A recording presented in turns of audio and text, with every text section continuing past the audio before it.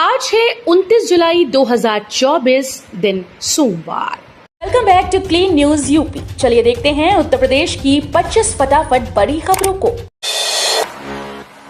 योगी आदित्यनाथ ने ग्रेटर नोएडा के बच्चों को दिया तोहफा।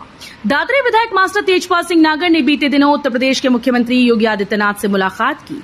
इस दौरान तेजपाल नागर ने जिले के विकास और बच्चों की शिक्षा का मुद्दा उठाया था। अब ग्रेटर नोएडा वालों के लिए अच्छी खबर है। प्यावली गांव में मुख्यमंत्री मॉडल कंपोजिट स्कूल का निर्माण 25 करोड़ रुपए की लागत से किया जाएगा। इस पहल के तहत क्षेत्र के लगभग 30 गांव के बच्चों को आधुनिक और बेहतर शिक्षा मिल सकेगी। सर्वेपुरा शहर में लगेंगे 2.5 lakh prepaid smart meter, recharge पर मिलेगी बिजली। बरेली में प्रीपेड स्मार्ट मीटर लगाने के लिए सर्वे पूरा हो गया है। दिवाली से पहले ये मीटर लगाने का काम शुरू हो जाएगा। इसकी जिम्मेदारी इंटेली स्मार्ट इंफ्रास्ट्रक्चर कंपनी को दी गई। पहले चरण में शहर के 4 खंडों में 2.5 लाख स्मार्ट मीटर लगाए जाएंगे। दूसरे चरण में देहात क्षेत्र में मीटर बदलने का काम होगा। जिले में 4.5 लाख से ज्यादा मीटर लगने हैं। मीटर लगाने वाली कंपनी ही 5 साल तक रखरखाव करेगी। दिसंबर तक शुरू होगी प्रयागराज वाराणसी की दूसरी रेल लाइन। इस साल दिसंबर तक प्रयागराज वाराणसी के बीच दूसरी लाइन पर रेल संचालन शुरू हो जाएगा। इसके बाद इस रूट पर ट्रेन की संख्या बढ़ जाएगी और औसत गति में भी खासा सुधार आएगा। महाकुंभ की तैयारियों का रामबाग और झूसी स्टेशन का निरीक्षण करने पहुंचे डीआरएम विनीत कुमार श्रीवास्तव ने बताया कि दोनों स्टेशन पर निर्धारित समय से पहले कार्य पूरे कर लिए जाएंगे। गोरखपुर में 216 करोड़ रुपए से 4 लेन होगा हरबर्ट बांध। पहली किस्त हो चुकी है जारी। राजघाट से हरबर्ट बंधा होते हुए डोमेनगढ़ तक 4 किलोमीटर 200 मीटर तक के मार्ग को 4 लेन करने के लिए कार्यदायी संस्था लोक निर्माण विभाग ने जमीन की नाप जोख कर चिन्हांकन शुरू कर दिया। इस परियोजना पर 216.19 करोड़ रुपए खर्च होंगे। इसके लिए शासन की ओर से मार्च 2024 में प्रशासकीय व वित्तीय स्वीकृति देने के साथ ही पहली किश्त के तौर पर 7.02 करोड़ रुपए भी जारी किए जा चुके हैं। रेलवे में ट्रैफिक इंस्पेक्टर्स के लिए भी ड्रेस कोड आईडी हुआ अनिवार्य।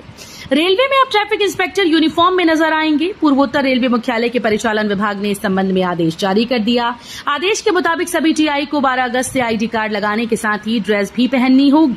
निरीक्षक ग्रे पैंट और सफेद शर्ट के साथ ही नीली टाई लगाकर कार्यालय आएंगे। परिचालन विभाग के आदेश की चर्चा दिल्ली तक हो रही है। डॉक्टर्स को ज्यादा मानदेय पाने को नए सिरे से करना होगा आवेदन। राष्ट्रीय स्वास्थ्य मिशन यूपी में कार्यरत संविदा चिकित्सक नाराज हैं। उनकी नाराजगी नए डॉक्टर्स को उनसे अधिक मानदेय पर रखे जाने के लिए शुरू की गई भर्ती प्रक्रिया को लेकर है। इस संबंध में उन्होंने एनएचएम स्वास्थ्य विभाग के अधिकारियों के साथ ही रक्षा मंत्री राजनाथ सिंह को भी इसकी शिकायत भेजी। उधर स्वास्थ्य विभाग ने स्पष्ट कर दिया कि अधिक मानदेय पाने के लिए पूर्व से कार्यरत चिकित्सकों को नए सिरे से आवेदन करना होगा। यूपी में बेसिक स्कूल्स के बच्चे बनेंगे डिजिटल थिंकिंग में एक्सपर्ट। बेसिक स्कूल्स में शिक्षण के साथ ही बच्चों को प्रतिस्पर्धी युग के हिसाब से तैयार किया जा रहा है। डिजिटल इनिशिएटिव के अंतर्गत बच्चों को अब कंप्यूटर भाषा और डिजिटल थिंकिंग का प्रशिक्षण भी दिया जाएगा। इसमें बच्चों को नवाचार, तकनीकी कौशल और समस्या समाधान का प्रशिक्षण दिया जाएगा। शिक्षा सप्ताह के तहत कौशल दिवस में इसकी शुरुआत की गई। नई शिक्षा नीति के अंतर्गत जिले के बेसिक स्कूल्स में शिक्षण और प्रशिक्षण का काम शुरू हो रहा है। प्राइमरी स्कूल्स में सख्ती, हेडमास्टर्स को हर हाल में कराना होगा ये काम, बीएसए भी जिम्मेदार। कोर्स पूरा न कराने वाले प्राइमरी के गुरुजी चिन्हित किए जाएंगे। पहले चेतावनी दी जाएगी, न सुधरे तो दंडित तक किए जाने की तैयारी है। ऐसे में अब बेसिक शिक्षा विभाग ने सभी परिषदीय विद्यालयों के प्रधानाध्यापकों को निर्देश जारी कर कहा कि वे मासिक कैलेंडर के अनुसार अनिवार्य रूप से पढ़ाई पूरी कराएं। इसके लिए अगर अतिरिक्त कक्षा लगानी हो या किसी क्लास के समय में कटौती कर किसी क्लास को अतिरिक्त समय देना हो तो वो इसकी भी व्यवस्था कराएं। कानपुर में बनने लगी स्वदेशी AK-203 राइफल, अगले साल से बनेंगे तोप के गोले। भारतीय सेना के जवानों के लिए अत्याधुनिक असॉल्ट राइफल AK-203 कानपुर की स्मॉल आर्म्स फैक्ट्री में बनने लगी है। रक्षा मंत्रालय के DPASU AWIL के अधीन आने वाली हथियार कारखानों में इसका निर्माण हो रहा है।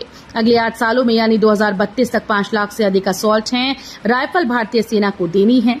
इसके बाद यह भारतीय सेना के जवानों का मूल हथियार बन जाएगा। नोएडा प्राधिकरण की तैयारी। नोएडा प्राधिकरण ने बड़ा कदम उठाते हुए सेक्टर 82 स्थित सिटी बस टर्मिनल की इमारत को व्यावसायिक उपयोग के लिए किराए पर देने की योजना बनाई।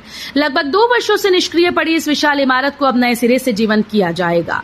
प्राधिकरण की योजना है कि इस भवन में बैंक्वेट हॉल, रेस्तरां, बैंक और अन्य व्यावसायिक प्रतिष्ठान स्थापित किए जाएं।